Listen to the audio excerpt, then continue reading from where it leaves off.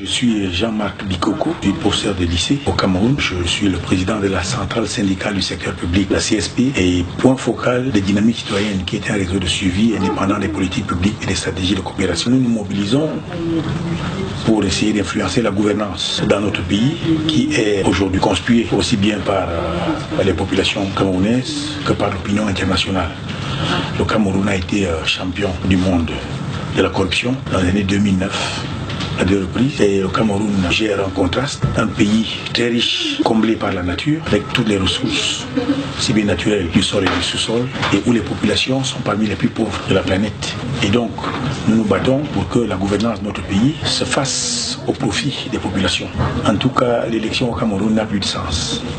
D'ailleurs, la moitié des Camerounais n'y croient plus, et donc beaucoup ne vont pas voter. Donc on fabrique des statistiques pour montrer que le taux de participation est élevé, alors que ce n'est pas la réalité.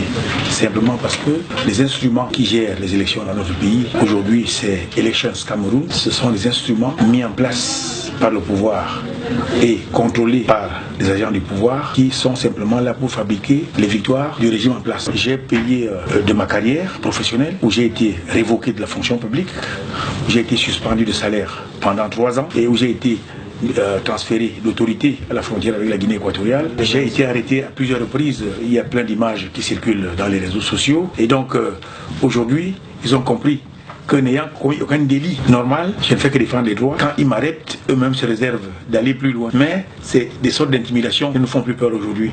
Donc, ils savent que quand nous sommes dans l'action, ce n'est pas les matraques des militaires ou bien la présence des forces armées qui vont nous intimider. Donc, et comme la population a besoin d'un leader, les populations du Cameroun savent que quand je suis devant, je crois qu'ils peuvent être assurés que ce n'est pas moi qui vais fuir le premier. Le Cameroun profite justement de Boko Haram pour restreindre l'espace citoyen. En décembre, ils ont sorti une loi dite antiterroriste et qui a introduit dans son article 2 des restrictions de la liberté d'expression.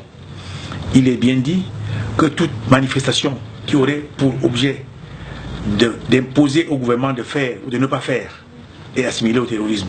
Et nous, syndicalistes, dont les mots d'action sont la grève, manifestation, sitting et autres, nous sommes là en plein délit de confiscation de la liberté syndicale.